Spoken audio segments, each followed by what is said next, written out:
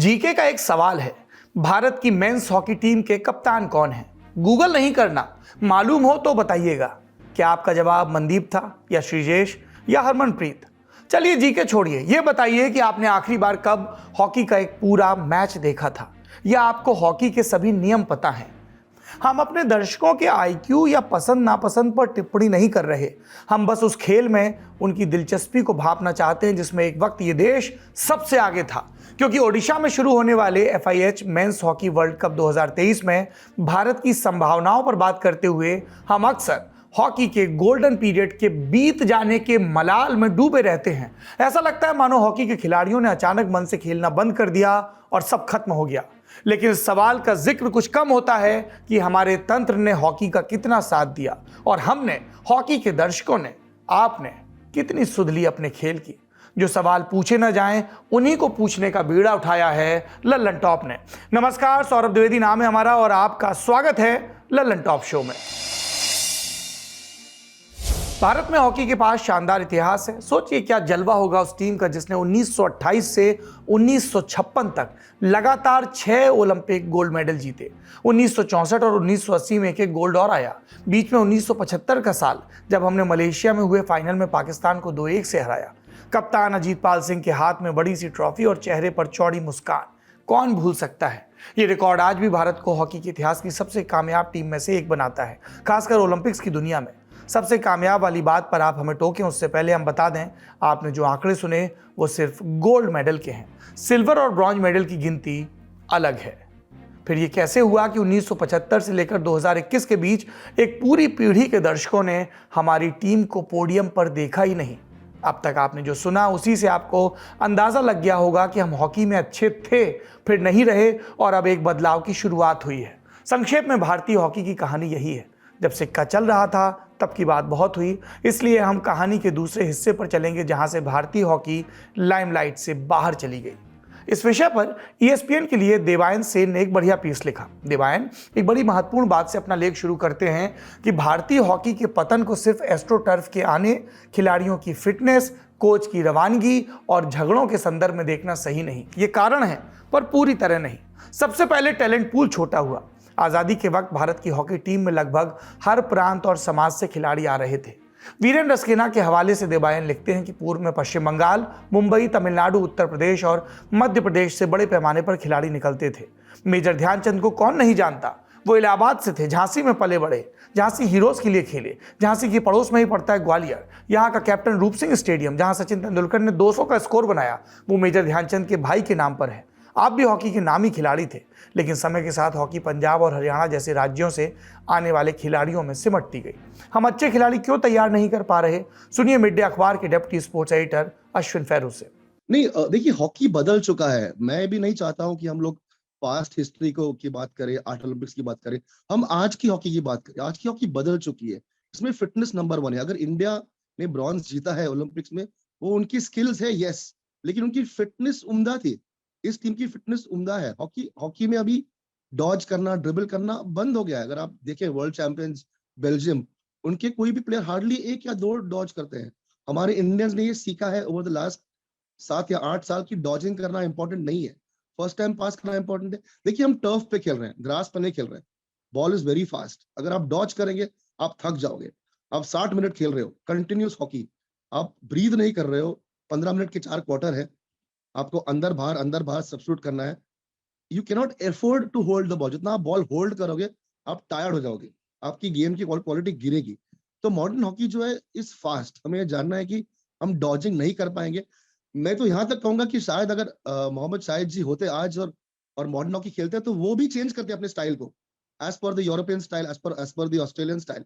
In fact कल हमारी एक इवेंट थी बॉम्बे में जहाँ पे MM सुमैया थे, एडगर मैस्करेनस थे और एड्रियन डिसूजा थे, और वो भी कह रहे थे कि हॉकी इतनी बदल गई है कि और इंडियन टीम ने इतना अच्छा अडेप्ट किया है कि ये आई थिंक ये जो ब्रॉन्ज जीती है इंडिया की बेस्ट टीम है कुछ सालों में, काफी सालों में इनफैक्ट। लेकिन क्या एस्ट्रोटर्फ के आने का कोई रोल नहीं था? दर्शकों की जानकारी के लिए बता दें, एस्ट्रोटर्फ घास के मैदान जैसा दिखता तो है, लेकिन उसकी सतह बहुत अलग होती है। घास की तुलना में बहुत सपाट, रंगत में नीला। ऐसे में गेंद रफ्तार से एक छोर से दूसरे छोर पर जाती है और घास पर जिस तरह की स्पिन होती है वैसी स्पिन भी नहीं होती।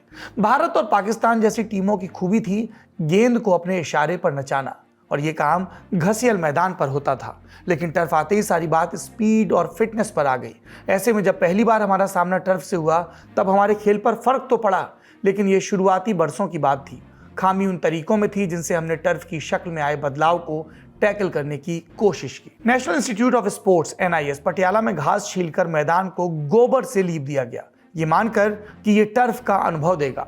टर्फ वाले अच्छे मैदानों की गिनती भारत जैसे देश में धीमे ही बढ़ सकती थी, और यही हुआ भी।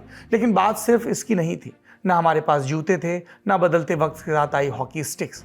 हम लकड़ी की स्टिक्स अपने साथ लेकर मॉन्ट्रियल ओलंपिक में खेलने उतरे, जब दुनिया कार्बन और फाइबर ग्लास पर शिफ्ट हो चुकी थी। एक आरोप लगाया जाता है कि हम तभी तक अच्छा खेले जब तक यूरोप के देशों ने हॉकी को प्राथमिकता नहीं दी। एक बार वो पूरे दम से खेल में उतरे तो हमारे पांव उखड़ गए। एक्सपर्ट्स इस पर क्या सोचते हैं, सुनिए। तो अभी आप उनको हमारा बैड लक कहें या मिस फॉर्चून कहें, यूरोपियन जो FIH तो था, एक यूरोपियन बॉडी है, स्विस में उनका हेड ऑफिस है, उन्होंने चेंज कर दिया रूल्स 70s में टर्फ पर आकर। इंडिया ने हॉकी शुरू की थी ग्रास पे। तो अगर आपका बेस, आपका फाउंडेशन चेंज हो जाए, पूरा गेम चेंज हो जाए, तो it takes time for a country to adapt. वक्त लगेगा, कुछ साल, कुछ मे बी 10 साल 11 साल। इंडिया ने फिर भी कैचअप किया है। आई थिंक ओलंपिक्स में इंडिया मेडल नहीं जीत पाई है, लेकिन उन्होंने प्रॉमिस दिखाया है कि वो टर्फ पे अडेप्ट कर सकती है, और उन्होंने किया है। कोई भी गेम आप देखें, क्रिकेट, फुटबॉल, टेबल टेनिस, इनके सरफेस कभी आज तक चेंज नहीं हुए, सिर्फ हॉकी का हुआ है। और अगर हॉकी पे आप सरफेस चेंज करते हो, आपका पूरा बेसिक बदलता है। एक बच्चा जब हॉकी सीखता है, वो ट्रैपिंग, पासिंग ग्रास पे सीखता है और फिर टर्फ पे ग्रेजुएट करता है। यूरोपियन लोग स्ट्रेट अवे टर्फ पे बच्चों को सिखाते हैं। इंडिया में अभी भी उतने टर्फ नहीं है, बन रहे हैं, वक्त लगेगा, एक्सपेंसिव इन्वेस्टमेंट है। लेकिन जब तक आप हॉकी टर्फ पे स्टार्ट नहीं करोगे as a under 12, under 14 child, आप हॉकी में वर्ल्ड चैंपियनशिप का खिताब पाना मुश्किल रहेगा। You have to start young, और स्टार्ट करना है एस्ट्रो टर्फ पे, ग्रास पे नहीं। हॉकी के पतन की कहानी में देवायन दो और महत्वपूर्ण बिंदुओं पर ध्यान दिलाते हैं कि इंटरनेशनल हॉकी फेडरेशन FIH ने खेल के नियम भी इस तरह बदले कि हमारी एडवांटेज पर फर्क पड़े। 1992 में ऑफसाइड का नियम खत्म हो गया। फिर एक वक्त वो था जब 11 खिलाड़ियों की टीम पूरे 70 मिनट खेलती थी। ऐसे में भारत की टीम सामने वाली टीम को पूरे वक्त परेशान करके रखती थी। लेकिन फिर सब्स्टिट्यूशन का जमाना आ गया। कोच बीच खेल में टैक्टिक्स को बदलने लगे, हमारे खिलाड़ियों के हिसाब से अपने खिलाड़ी उतारने लगे। हमारी खामी रही कि हम शिकायत करते रहे बजाय खुद को बदलने के, और हमारे इर्द गिर्द दुनिया हमसे आगे निकलती रही बात हॉकी के प्रशासन में गड़बड़ी की, तो उस पर अलग से ललित निबंध लिखा जा सकता है, जिसके लिए फिलहाल वक्त नहीं है। अब आते हैं कहानी के तीसरे हिस्से पर, उम्मीद वाले हिस्से पर, जिस हिस्से में हॉकी के अच्छे दिनों की आहट मिलती है। बीते 8 से 10 सालों में हॉकी में कौन से सुधार हुए, सुनिए मेजर ध्यानचंद के बेटे और हॉकी टीम के पूर्व खिलाड़ी अशोक कुमार से। इंडिया टुडे के लिए शाजिया अब्बास ने इनसे बात की। हमारे हॉकी का इतिहास स्वर्णिम इतिहास रहा है, और भारत की टीम एक ऐसी टीम रही है जिसने total 8 gold medal, silver medal और 3 ब्रॉन्ज मेडल जीते हैं। तो उसका जिसका इतिहास हो, उसके बाद 48 साल उसमें गैप आ जाए, तो वो तो फिर कहीं ना कहीं कुछ कमियां या खामियां हम कह सकते हैं। बट इसके सब के बावजूद एक चीज़ जो सबसे अच्छी रही वो ये कि भारत ने हॉकी को ऊपर लाने के लिए जो जो चीज़ें हो सकती थी, भले ही एक दौर ऐसा था कि हमारे पास एस्ट्रोटर्फ नहीं है, क्योंकि आज के नए खेल के अंदर एस्ट्रोटर्फ का होना बहुत ज़रूरी है, वो सुविधाएं होना बहुत ज़रूरी है। तो वो सब चीज़ें अब जाके मैं कहूँ कि 8-10 साल के अंदर मुहैया कराई गई हैं टीम को, और टीम ने भी अपना कहीं ना कहीं कुछ जलवा दिखाया, चाहे वो एशियाड के खेल हों, चाहे ओलंपिक का हमारा जो पिछला दौर सत्र गया है, उसमें एक ऐसा डिस्प्ले किया इंडिया ने जिसने वर्ल्ड वाइड वाहवाही लूटी है, और हम सभी को, इंडियंस को, खिलाड़ियों को और हमारे सभी राजनेताओं को एक खुशी का माहौल दिया। तो हॉकी ऐसा खेल है जिसने देश की गरिमा को, सम्मान को हमेशा से ऊपर रखा है, और जहाँ से उत्पत्ति हुई है इसकी, तो कहूँगा तो मेजर ध्यानचंद साहब, जिन्होंने पहला गोल्ड मेडल देश के लिए जीता था, एशिया के लिए, बल्कि मैं कहूँ एशिया के लिए गोल्ड मेडल जीता था, तो बहुत बड़ी बात है हमारे लिए। तो उन सबको देखते हुए आज की हॉकी जो है, उनका फ़र्ज़, उनका धर्म और उनकी वो नीयत भी बनती है कि इस टूर्नामेंट को वो किस तरह से जीते। 47 साल हो गए हैं। ऐसे ही सुधारों का नतीजा था कि 2021 के अगस्त में आपने भारतीय हॉकी टीम को टोक्यो ओलंपिक्स में ब्रॉन्ज मेडल जीतते देखा। सुधार की बात हुई है तो सुधार के नायकों की बात भी होनी चाहिए, और इसके लिए हम चलेंगे भारतीय हॉकी के नए पते ओडिशा, जहां 11 जनवरी को कटक के बारामती स्टेडियम में मेंस हॉकी वर्ल्ड कप की ओपनिंग सेरेमनी हुई। रणवीर सिंह, दिशा पाटनी जैसे बॉलीवुड के कलाकारों की परफॉर्मेंस के जरिए देश का ध्यान खींचने की कोशिश हुई। 13 जनवरी यानी कल से विश्व कप की शुरुआत हो रही है। कुल 16 टीमें हिस्सा लेने वाली है। पहला match Argentina versus south Africa के बीच होगा। लगातार दूसरी बार हिंदुस्तान हॉकी वर्ल्ड कप की मेजबानी कर रहा है और दिलचस्प है कि दोनों ही बार ओडिशा अग्रणी भूमिका में है। अब टीम इंडिया ने ओलंपिक ब्रॉन्ज मेडल जीता तो याद होगा कि खिलाड़ियों के साथ और एक शख्स की तारीफ हुई थी। वो थे ओडिशा के मुख्यमंत्री नवीन पटनायक, जिन्होंने अपने सूबे को हॉकी इंडिया का मुख्य स्पॉन्सर बनाया। हॉकी की जितनी मदद हो सकती थी उतनी राज्य सरकार की तरफ से की गई। ओडिशा के सुंदरगढ़ जिले में मौजूद राउरकेला में दुनिया का सबसे बड़ा हॉकी स्टेडियम बनाया गया। 20,000 की क्षमता वाले स्टेडियम को महान क्रांतिकारी और आदिवासियों के देवता कहे जाने वाले बिरसा मुंडा के नाम समर्पित किया गया। इसके अलावा भुवनेश्वर के कलिंग स्टेडियम में भी वर्ल्ड कप मैच खेले जाएंगे। जिन सारे संसाधनों में कमी ने हॉकी को पीछे धकेला वो ओडिशा में है, और एक से ज्यादा जगहों पर हैं संसाधन। अब एक सवाल आपके जहन में आ सकता है कि हॉकी के प्रति ओडिशा और खासकर सीएम नवीन पटनायक का लगाव क्यों है। आप में से कईयों ने दिलीप तिर्की का नाम सुना होगा। फिलहाल वो हॉकी इंडिया के प्रेसिडेंट हैं, लेकिन ये उनका बड़ा ही तात्कालिक परिचय है। हॉकी टीम के लंबे वक्त तक कप्तान रहे अकेले ऐसे ट्राइबल खिलाड़ी जिन्होंने भारत के लिए 3 ओलंपिक खेले, ओडिशा के सुंदरगढ़ जिले से ही ताल्लुक रखते हैं। बतौर कप्तान साल 2000 में ओडिशा के नए नवेले मुख्यमंत्री नवीन पटनायक से इनकी मुलाकात होती है। नवीन के करीबी बताते हैं उस वक्त दिलीप तिर्की ने हॉकी पर विशेष ध्यान देने की अपील की। कहा, अगर आप हॉकी में इन्वेस्ट करते हैं तो ओडिशा भी वर्ल्ड मैप पर छा सकता है, और वहीं से सिलसिला शुरू हुआ। राज्य सरकार ने हॉकी खिलाड़ियों की ट्रेनिंग पर विशेष ध्यान दिया और इंफ्रास्ट्रक्चर की दिशा में कदम बढ़ाया। 2014 में आईपीएल की तर्ज पर शुरू हुए हॉकी इंडिया में ओडिशा सरकार ने कलिंग लांसर्स की फ्रेंचाइजी ली। 2014 के साल में ही FIH चैंपियंस ट्रॉफी का आयोजन भी कराया, जिसमें विश्व की टॉप 8 टीमें खेली। 2018 के साल में हॉकी वर्ल्ड कप का आयोजन भी भुवनेश्वर के कलिंगा स्टेडियम में हुआ। 2021 में जूनियर मेंस वर्ल्ड कप भी हुआ, और अब होने जा रहा है मेंस हॉकी वर्ल्ड कप।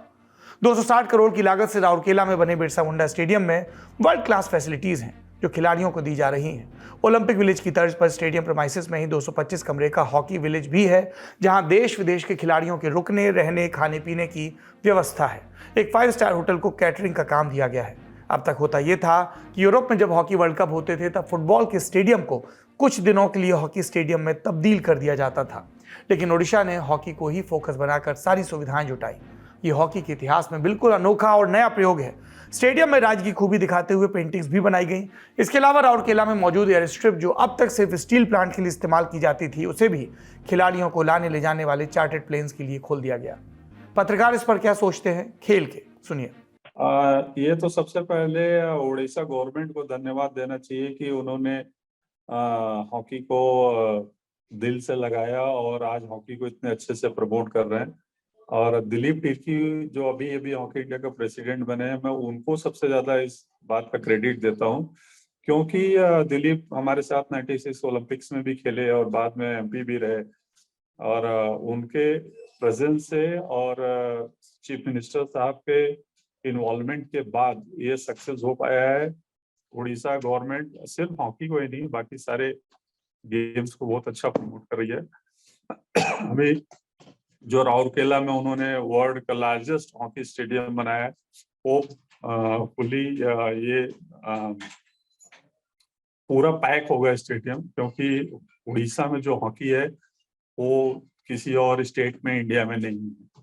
तो इस स्पॉन्सरशिप्स के लिए और लगातार 2 बार वर्ल्ड कप ऑर्गेनाइज करने के लिए मैं उड़ीसा गवर्नमेंट का और हॉकी इंडिया का तहे दिल से शुक्रिया अदा करता हूं और बधाई भी देता हूं कि इतना सक्सेसफुल वर्ल्ड कप करा रहे हैं। भुवनेश्वर के रिक्शा ड्राइवर से लेके जो आलू चाट बेचने वाला है, आप उसको पूछो अबाउट नवीन पटनायक, वो आपको सब कुछ रट्टा बता देगा।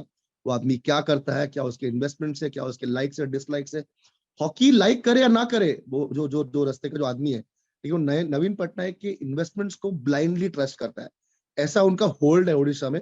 और जिस तरह सुंदरगढ़ जो उड़ीसा का एक हॉकी हब है, वहां से प्लेयर्स उभरे हैं सिर्फ because of the Odisha federation. hundreds of billions of dollars invest किया है। आई थिंक किसी भी इंडियन स्टेट ने या कंपनी ने इतना इन्वेस्ट नहीं किया है, उसका हाफ भी नहीं किया होगा जितना नवीन पटनायक ने इन्वेस्ट किया है। ओडिशा की नवीन सरकार की तारीफ इसलिए हो रही है क्योंकि उन्होंने न सिर्फ राज्य में बल्कि देश की हॉकी टीम की भी मदद की। जैसा हमने पहले भी कहा, ओडिशा सरकार हॉकी इंडिया की मेंस और विमेंस दोनों ही टीम की स्पॉन्सर है। बीते ओलंपिक में अच्छे प्रदर्शन के बाद उन्होंने स्पॉन्सरशिप को साल 2033 तक के लिए बढ़ा दिया, 2033 तक। इससे पहले यह करार सिर्फ 2024 तक के लिए था। अब सभी को इंतजार 13 जनवरी का है, जब 20,000 की क्षमता वाले राउरकेला के स्टेडियम में भारत और स्पेन की टीमें आमने सामने होंगी। सिर्फ राज्य ही नहीं, स्थानीय लोगों की उम्मीदें इससे बहुत ज़्यादा हैं। जब टीम इंडिया शहर में पहुंची तो सड़कों पर निकलकर लोगों ने उनका इस्तकबाल किया। ओडिशा का एक आदिवासी जिला सुंदरगढ़, जिसने अब तक दिलीप तिर्की समेत 16 इंटरनेशनल हॉकी खिलाड़ी दिए, वो वर्ल्ड लेवल पर देखा जाने वाला है। राज्य सरकार ने हॉकी को गांव-गांव दिखाने के लिए खास तैयारी की है, जिसमें जिले की 279 पंचायतों के साथ राज्य की कुल 6,798 पंचायतों में LED स्क्रीन के जरिए लाइव मैच दिखाए जाएंगे। सुनिए इस पर केंद्रीय खेल मंत्री अनुराग ठाकुर ने क्या कहा। मैं उड़ीसा सरकार को और नवीन बाबू को एक बार फिर धन्यवाद देना चाहता हूं कि उड़ीसा की सरकार ने, हॉकी इंडिया ने भारत में होने वाले मेंस हॉकी वर्ल्ड कप इसके लिए जो आयोजन किए हैं वो बहुत ही शानदार है। और एक नया स्टेडियम केवल उड़ीसा के लिए नहीं, देश के लिए बनाकर दिया, उसके लिए भी मैं आपका बहुत बहुत आभार प्रकट करता हूं। चलते चलते आपको ये भी सुना देते हैं कि इस बार हमारी संभावनाएं कैसी हैं। नहीं, बिल्कुल हर चीज़ ठीक है। जुगराज इसके अंदर एक और हमारे पास ड्रैग फ्लिकर हैं, वो भी अच्छा फेंकते हैं। रोहित वो भी बहुत अच्छा खेल खेलते हैं। मनप्रीत है, मनदीप है, विवेक सागर हैं, नीलाकांत शर्मा हैं और हमारे गगनदीप सिंह है, गगनदीप है। तो ये एक बैलेंस साइड है और एक्सपीरियंस साइड है। और अगर 2-4 साल कोई जूनियर सीनियर है तो उसका मैं ज़्यादा अंतर नहीं मानता। तो उन सब के साथ लेकर इस टीम को अगर ये आगे बढ़े। जीतने का जज्बा दिख रहा है, पर आखिरी में मैदान पर परफॉर्मेंस करनी होगी और हमें भी परफॉर्म करना होगा बतौर दर्शक, बतौर सपोर्टर्स। एक मुश्किल वक्त में उन नायकों को याद रखना सीखिए जो अपनी मेधा, अपनी मेहनत के दम पर मकाम बनाते हैं। आज के ललन टॉप शो का अंत हम हरमनप्रीत और उनकी कप्तानी में खेल रही भारतीय मेंस हॉकी टीम को शुभकामनाएं देते हुए करते हैं। हम ये भी कहते हैं कि ओडिशा में हो रहे मुकाबलों में आई सारी टीमें हॉकी स्पिरिट के साथ साथ खेलें and may the best team win. Lalan top show यही समाप्त होता है। अपना और अपनों का खूब ख्याल रखिए। शुभ रात्रि। आपके ज्ञान की गहराई नापने के लिए आ गई है ललन टॉप क्विज। मौके पर दो जवाब और मौके पर ही पाओ इनाम। सोमवार से शुक्रवार रात 9 बजे सिर्फ ललन टॉप ऐप पर। याद रखो कक्का की बात जो कही गई है, नॉलेज पर हाल लगाओ हाल फायदा, दे लगाओ का फायदा। तो फटाक से डाउनलोड करो ललन टॉप ऐप और आ जाओ 9 बजे क्विज खेलने के लिए हमारे साथ।